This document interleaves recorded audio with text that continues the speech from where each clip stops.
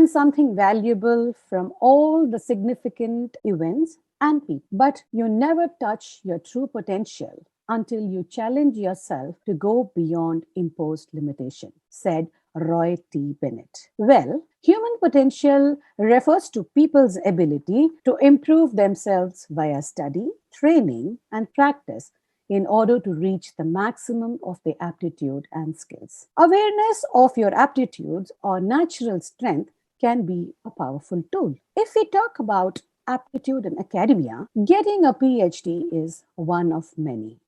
A PhD or Doctor of Philosophy, originally, meaning of the word philosophy comes from the ancient Greek word philosophia, meaning love of wisdom. It's a high level degree earned after a period of 3 or more years of graduate level study, culminating in the creation, submission, presentation, and defense of the research dissertation. It's definitely a back-breaking work. It's very difficult and exhausting. A PhD degree, regardless of the path you take, has numerous advantages that can aid you in all aspects of your life. So, you have to believe in it before you see it. Welcome to Be the CEO of Your Life series on Manthan with Saraswathi. After successfully running the festival series, doctor series, educator series, and discussion with people who have shared various experiences and vision on this platform, I am now inviting the youth who have taken charge of their life to come and share their knowledge and experience to guide and empower the youngsters. Today is the 5th episode of the series, and there is many more to come. So today on Manthan with Saraswathi, we are very pleased to have Dr. Shruthi Suresh, who is also an engineer at Apple. Say Hi, something. hello. You Yeah. forgot to mention that I'm also your daughter. Yeah. Oh, yes. Dr. Shruthi Glad to be Suresh. here. Okay, Dr. Shruthi Suresh, who is my proud daughter, who's made me proud and Suresh proud, and is now an engineer at Apple. Welcome to Manthan with Saraswathi, Dr. Shruthi Suresh. Thanks, Ma. It's funny to hear me called Dr. Shruthi Suresh by my own mother, but very happy to be here. Very nice to see familiar faces who have come before me and many familiar more to come after me. So, Yeah. looking forward to this. Thank you so much, Shruti. And we are very proud to have you on this series. And this series makes a lot of difference to the youngsters. We are very happy to have you on Manthan with Saraswati on this series, Be the CEO of Your Life. So, allow me to introduce you to the viewers. Okay, Okay. good. Dr. Shruti Suresh is passionate about machine learning in health and helping people change their behavior through data. She has got her PhD in biomedical engineering from Purdue University and was focused on machine learning in health of individuals with spinal cord disabilities. She got a master's in biomedical engineering with a focus on assistive technology and rehabilitation engineering, Bachelor of Engineering, Electrical Engineering from NUS, National University of Singapore. She has helped co-found a startup in the disability space and also worked with 9 different teams at Purdue to guide students to understand the engineering design process. She is an avid dancer, I know of, reader, and runner. So, welcome once again, Shruthi Suresh on Manthan with Saraswathi. Thanks, Ma. That was So, a what? wonderful introduction. Thank you. Okay, so what do you think, Huh. Shruti? Can we hit the conversation? Yeah, let's get started. Okay, thank you. Okay, whenever I have a guest on my show, my first question is always that what inspired you or why did you choose engineering as a career path?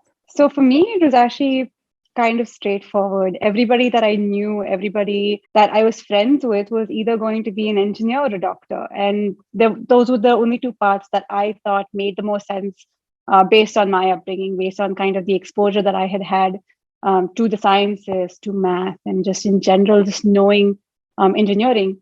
In fact, in my own family, we have an uncle, my mama, who is an engineer. He's actually an electrical engineer by training. And it was nice to see that, we could follow in his footsteps and kind of just learn from the things that he had learned in the past. I thought a lot about being a doctor as well. And I remember very vividly in the eighth standard, I had a conversation with my aunt, who is a doctor herself. And we sat and we made a pros and cons table, actually, to decide whether I should pursue a doctorate or if I should go and be an engineer. And engineering won out. And yeah, I think at the start of my time in NUS, a lot of it was kind of, I had to be there in a way. Along the years, easily 10 years of my life, I think I've grown into being an engineer. I tried a lot of different things. I tried marketing. My dad is in finance, so I tried finance also for a little bit, just to kind of dabble and just, making sure that I was making the decisions based on my experience rather than just how the path kind of flows. So that for me, I think, is what cemented that I wanted to be an engineer. What really helped was my last year of college, in last year of undergrad. It dawned on me that biomedical engineering was a burgeoning field. It was like very up and coming. A lot of advances were being made in the field, especially for people with my skill set, which was like electrical engineering. So for me to be able to take those skills and then put them in a more biomedical application where I could still kind of help doctors come along. And, eventually I did become a doctor, just in a different field. But at the end of the day, still being in the medical field is, to me, something that has kept me inspired to stay being an engineer. Wow, that was fascinating. And that's very interesting to learn that you pursued what you wanted to. And I'm very happy that you wanted to be an engineer right from the beginning. And we could see that. And being inspired, you followed the path which you really wanted to lead. And we are very proud of you. It's always said that science can amuse and fascinate us all, but it is engineering that changes the world. So your contribution to biomedical engineering is definitely going to be very helpful in the future.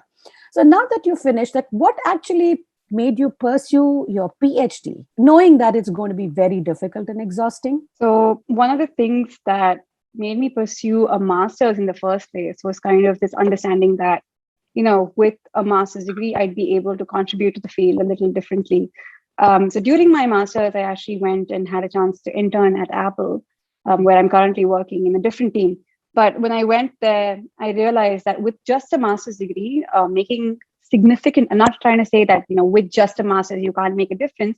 But for me to make the types of strides that I was wanting to make, a PhD was kind of a desired level of entry for the types of positions I was looking for. And, somewhere during that process, I kind of had to, again, make this pros and cons table that I think I'm a big fan of.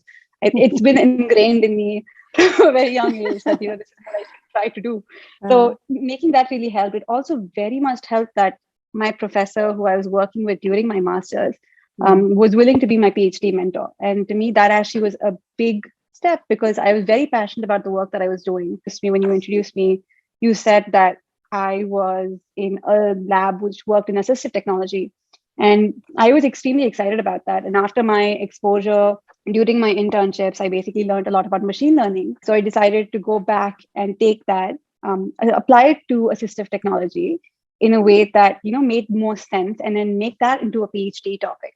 So a lot of what I ended up doing, so you said back-breaking work. Yeah. Spinal cord injury research is literally backbreaking work, right? So it is trying to find out how it is that applying these different technologies, applying these different engineering techniques can improve assistive technology and can basically create tools that improve the quality of life for people with these disabilities.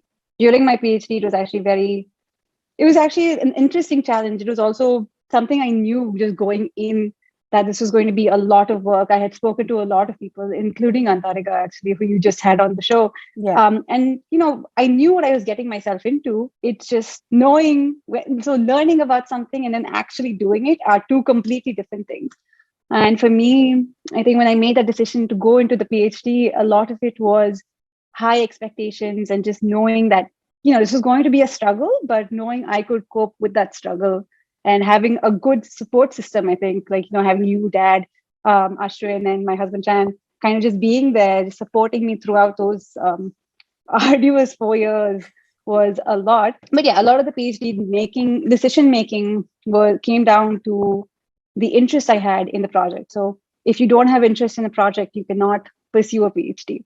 It doesn't matter how hard you work. If you don't feel true passion for the project that you're working on, there's very low chance of success, or the outcome will not be as great as it could have been if you were very passionate about it. So, can we say that, Shruti, that if you have a topic and you have a passion towards it, it's wise to go for a PhD only then?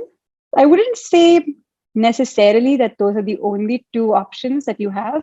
I know a lot of colleagues, I know a lot of friends who have been through a completely different process than me. I was fortunate enough to have a topic while starting my PhD, but a lot of my friends did not. So they spent easily 1 year. So you said 3 years minimum. Actually, I would say the least time that you can spend on a PhD is probably 4 years.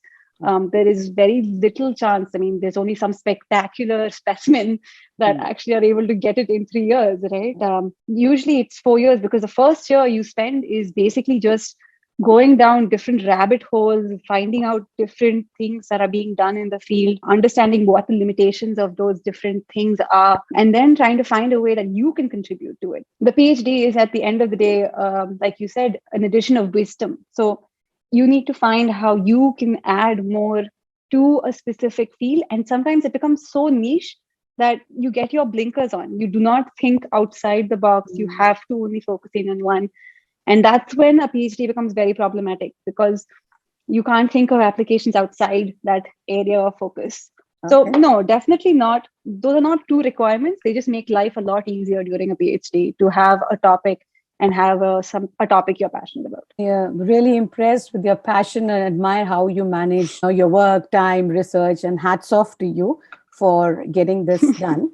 When I looked into your introduction, you've worked on 9 projects and you've taught so many people. So definitely you have that very infectious personality, and that makes a positive impact of people around you. I can say that. When we hear about spinal cord injuries, people who are listening to us now, they may not know more about it. So if I want you to tell you in a very simple and a very short form that what your PhD was about, what would it be? Okay. So let's say you are faced by a situation which is extremely stressful. Your body reacts in a way. The system that reacts is called the fight or flight system. And what that is it causes like an increase in heart rate. You probably feel it each time that you make a presentation as well. You start getting like very sweaty. You have increase in heart rate. Your blood pressure shoots up. But your body eventually calms down. You're able to get back to a state where you're calm. You're able to get back at least to normal. But a lot of times what happens in people with spinal cord injuries, especially those with paralysis, they end up not being able to regulate that. And what that causes is this very distressing situation called autonomic dysreflexia, which is basically just hyper reactivity of that fight or flight system. And that in turn triggers a lot of issues, including stroke, including like ridiculously high blood pressures that people are just not able to break out of that cycle. So my PhD was kind of to find a way to detect when that was happening. So a lot of times people with paralysis, especially, they don't realize that these changes are happening in their body. So I created a system which was able to use wearable sensors, so literally a watch that you wear on your hand, that is then able to learn from like your body's physiological response that you are having this distressing moment. And then it gives you suggestions of what to do to calm down. So you can basically, so let's say my body is in a hyper-reactive fight or flight state. My watch can tell me, okay, I think you need to like take a step back and maybe change the position of your wheelchair, for instance, or maybe just like get yourself up off the wheelchair, if that is a possible thing. So those are kind of the things that I worked on. So spinal cord injury as a topic itself is very wide. But my very specific interests was in this one aspect, which was causing basically 20 to 30% of people with spinal cord injury to die, which is a pretty big population, especially because it's such a treatable thing. It's like something that you just need to know that this is happening to your body for you to be able to make changes that help you not have these severe consequences of the distress. So the variable which you made help people around, which says that you had a unique perspective of seeing things.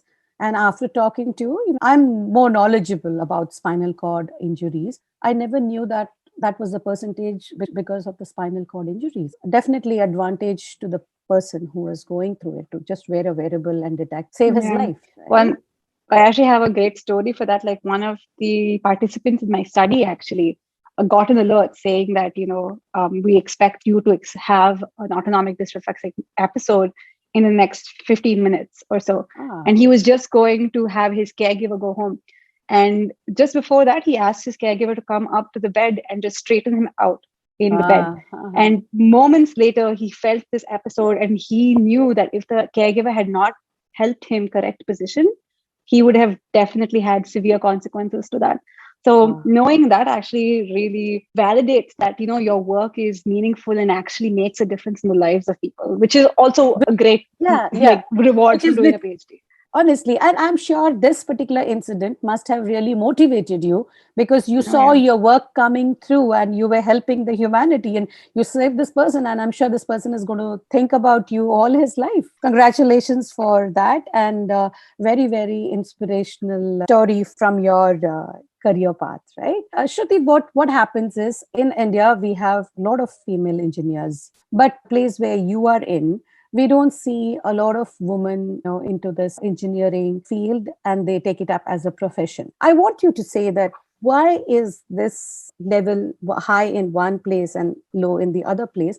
What is your advice to the woman who will be entering the tech field? So it's actually good that you brought up that, in Asia and other parts of the world, there is a difference, right? Because most of the female friends I have who are of Asian descent are mostly engineers. I know very few who are not in the engineering space, actually. But Mhm. here, very few friends I have are in the engineering space. And a lot of that has to do with an interesting statistic that, in the seventh grade, in the sixth or seventh grade here in the US, many girls actually drop out of like wanting to pursue careers in STEM because at that stage they are constantly told and they're constantly repeated that, oh, engineering is very difficult, it's very like math heavy, very math focused. So even the girls that perform really well in like fifth grade and things like that, they actually don't perform that well later on because of this constant stigma that they're repeated to them, saying that, oh, it's very difficult. So one of the things that we did a lot in Purdue during my 6 years there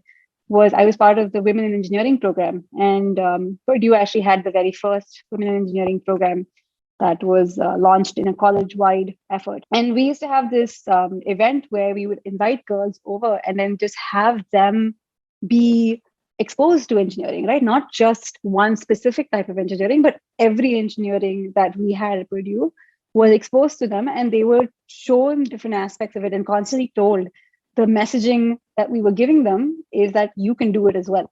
Like not just you girls, but also boys. We also had boys come in from the same level, right? And they would come and do things interactively, do things together. And I think that's causing a good amount of change because now there's almost a balance of 50-50 of, in especially some colleges where girls are as popular, like it's as populous as boys in Yeah. terms of like the classes that are coming in.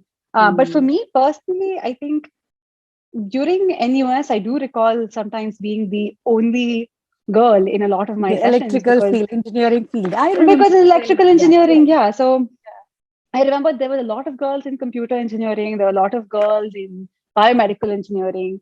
But in electrical engineering, I think I can literally count in one hand or maybe two hands how many girls there were in my class. So, there'd be many sessions where I was the only girl surrounded by a sea of just guys. And at that point, I really didn't think much of it. Like it wasn't something that I really thought about. But then it also could just be that that was the outlook that I had back in the day. But now I'm a little more aware that, sometimes knowing that, yeah, I'm the only woman in the room, and then realizing that that's something that has to change, right? We need more representation. It's very Yeah. important for there to be people that look like you, especially when you're having like a younger group of people that are like seeing these women engineers and seeing these women leaders Mhm. kind of taking big steps in engineering and kind of helping things along. I think it's fabulous that we have such women to look up to. Just want to ask you. So, when you say that the number of women in the room are less, I want to ask you a question here. This isn't question because International Women's Day is just coming up. So, I just want a Yeah. very quick view on how you handle a situation when you are surrounded by men engineers. How do you put your point across to them?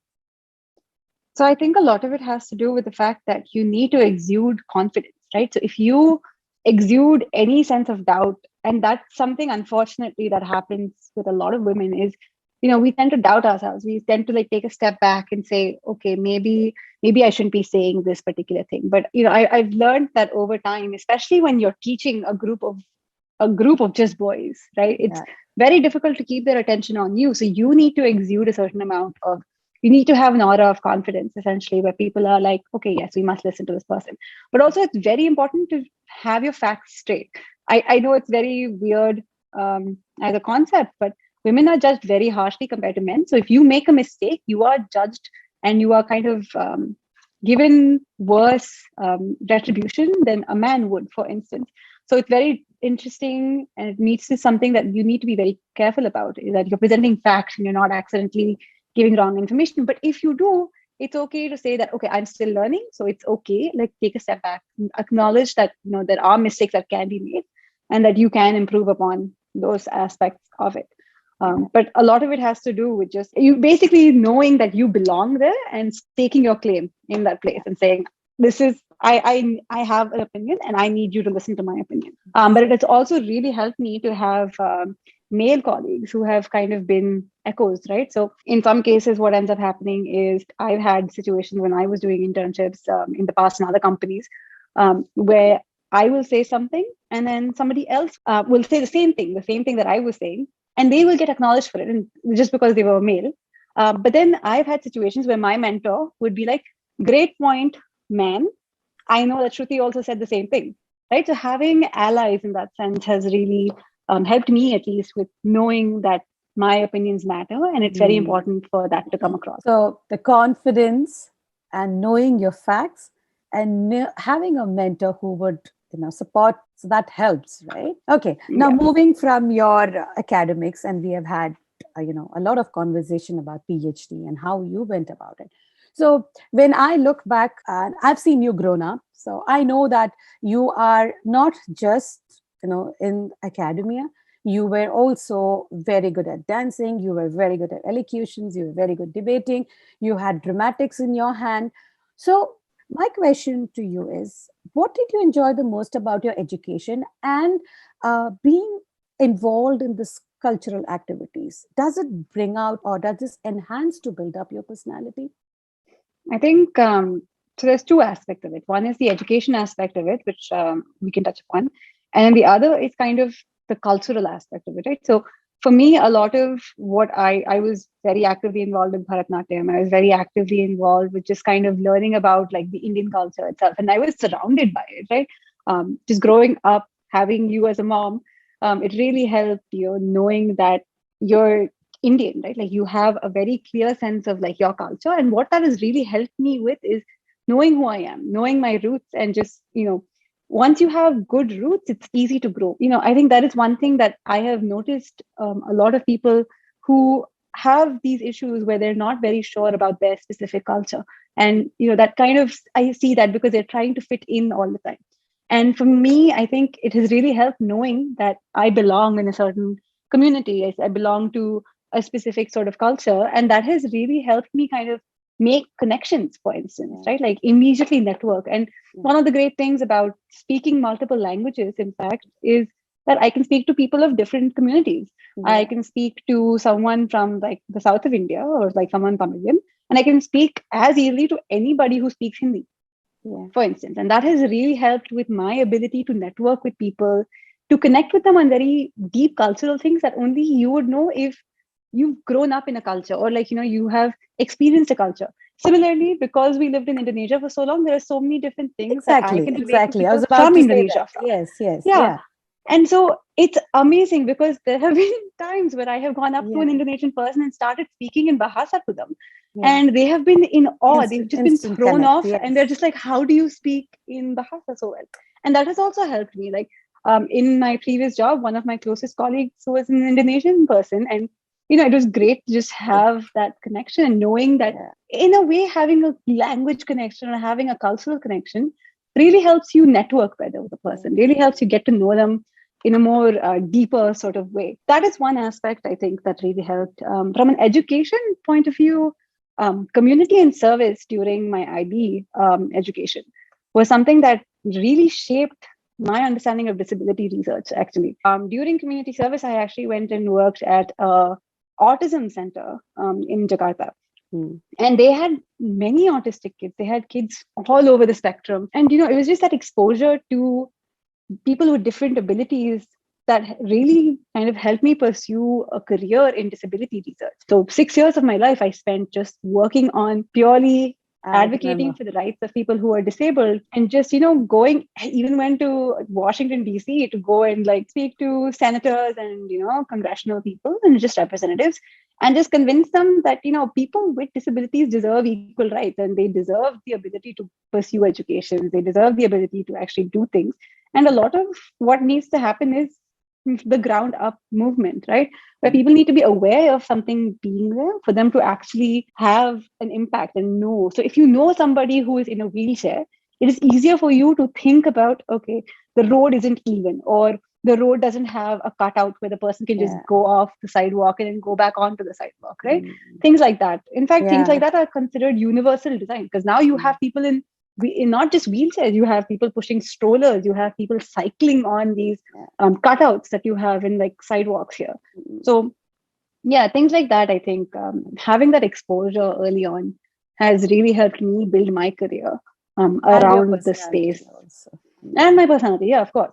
I had this educator series, and we were talking to various teachers, academician, and I would say the head of the institutions. And when very truly what you said about the CAS activity, they also Mm, feel that this is so much important, more than education. They feel that teaching them empathy, which is a very admirable quality, and which you have that in you, very truly, like you said, yes, empathy is one of the key factor which has to be imbibed in the students right from early on. absolutely. You have such a beautiful soul and so empathetic towards that. Probably because of which you went into a field where biomedicine and to disability is the field you have chosen. So I'm very happy and very proud that you're into this and making yourself proud there. Yeah, of Shruti, course. if thank you, Shruti. And I'm so proud of you. And Appa is also very proud of you. Okay. No. So, yeah, see, there's one aspect which you brought in about when you spoke to the senators and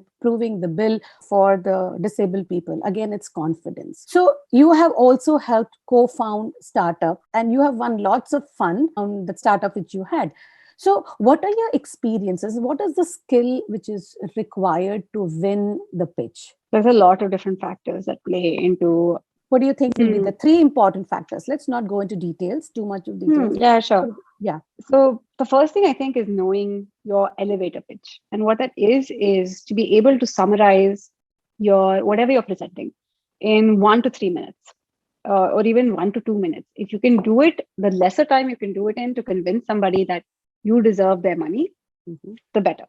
So no matter how complicated your idea is, right? So it needs to be something that can be explained simply to people within a few minutes. So it's the reason it's called an elevator pitch is because you're literally on an elevator with somebody who is willing to give you money, and you have Mhm. to convince them in that time. And assuming you're going down 10 floors or something like that. The second one I think is going to be preparation. So if you can prepare as much as possible, especially with public speaking, it becomes very, some people are naturally gifted at public speaking. Some people, it requires a lot more effort. So if you can go to, classes which really help you bring out your ability to present yourself and sell your skill set, right? In a way, I think that is very important. So this applies, I think, outside of a pitch as well, even to interviews, right? You would just go out there and you need to have the knowledge of what your unique selling point is and bring that across. So similar to like that elevator pitch, knowing kind of like your strengths and knowing what the potential limitations are that you need to overcome and that you could potentially help the person with. Third one, I think, is learning to accept failure. In addition to being an eternal optimist, Mhm. one also needs to have an ability to temper their expectations, which Mhm. is a little bit of a challenging thing to do because you go in there to win, but Mhm. you need to know that you're not competing, you're not failing at something because you're bad at it. You're failing at something because it's possible that the other people that are presenting and the other Yeah. people that are there are doing it better than you. So learn from those people, right? Like, so if you have a chance to sit in and listen, don't be so hyper focused on just your presentation. Keep your ears open for like what others are pitching, and then you can actually learn that they have a specific thing that you are missing, right? And you can learn from that, and you can kind of base your understanding of how to present better, how to like, make a better elevator pitch, for instance. Yeah. Like, so the first 2 points is just like the third, which is like learn from others, and go in, with some sort of a tempered expectations. Don't always go in like, oh yeah, I'm gonna rock this, I'm gonna win, but No. I think a lot of it has to do with just being open in the mind to potentially failing, and Yeah. knowing that failure is not always a one person effort. Okay.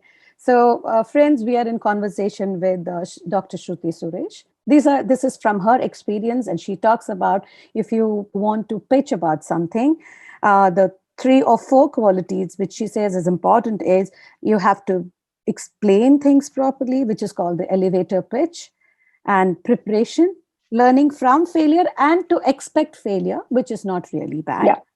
and learn from each other. Thank you, Shruti, for that amazing tips which you are giving, because you have seen that. And I feel confidence would also be one of the most important aspect of this pitching or any other field, right? Do you agree with me? Yeah. Yeah. Okay. I agree. Uh, okay. It's said that success is the sum of small efforts repeated day in and day out. So all these things will come with practice. And the main idea of this program, to have you all such brilliant children here, is only to motivate youngsters and learn from what you have experienced. Share some 3 points you believe in and you wish to share with the youngsters who are listening to you now. So one of the things that I got from one of my mentors actually was never doubt your ability to learn. And they say an old dog can't learn new tricks, or sometimes people will just say, oh, I'm too old, I can't possibly learn something new. The response to that is always never give up on your ability to learn, because if you can learn something, you can make a difference in whatever you are pursuing to learn, right? So Yeah. there are people who are 60, there are people who are 80 who are learning coding right now because they think that that will be helpful for them, Mm. in no matter what field they're in. Right. So I think that is number one, is just, when you go in, it doesn't matter that you're picking engineering or you're picking business or you're picking arts, for instance, right? That's not the biggest thing. It is the fact that there are so many resources out there. You can go and you can just pick up anything, and you can be a deadly combination, in fact, of like different things that might make you one of the most sought after people in your specific domain. So yeah, never doubt your ability to learn. The second, I think, is finding a support network and maintaining it, right? That is very crucial, and I think that's something is which is not emphasized a lot. I think academically, people keep telling you, oh yeah, pursue like the best, get the highest grades, do all of that. But what we tend to forget along the way is that there are a group of people that are helping you along in that, right? There could be like your parents, it can be your sibling, it can be your best friend, but find that support network, grow it. Like, I have had my best friend for the last 15 years and she has never left my side. And just having that constant support, in fact, like you guys as well, like parents, I think that's something people tend to forget. And like, they just go like, "Acha, theek hai, when I need that person, I will like think about them and like, connect with them." But that's not how it works. Mm. I think the third one is, find something you are very passionate about, especially when it comes to choosing careers. So like I said, you have a plethora of options right now. There are like a billion different degrees that you can pursue, right? You're not limited to just going into one specific engineering route, or maybe that is what you want to do. And if it's what you want to do, go ahead and do it. But know that the chosen track that you are on doesn't have to be the only track you pursue, right? Mm. I have friends who are engineers and who are now poets and like filmmakers. So that's, you can basically choose the path you want to be on. Yeah. Just be willing to take a risk, take a new challenge, and go with that. So never limit your options unless you have factors that cause you to limit your different choices, right? I can say Mm. this because I've had the privilege, and I know that I am extremely privileged to have actually had the options to pursue the different things that I had.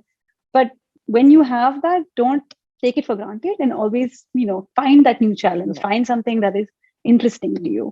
Very professionally talked. And let me recap it for the audience. Friends who are listening to Shruthi Suresh, according to her, the three things which is very, very important is never doubt your ability to learn. Each day I'm learning. Yeah. So I am not doubting my ability to learn.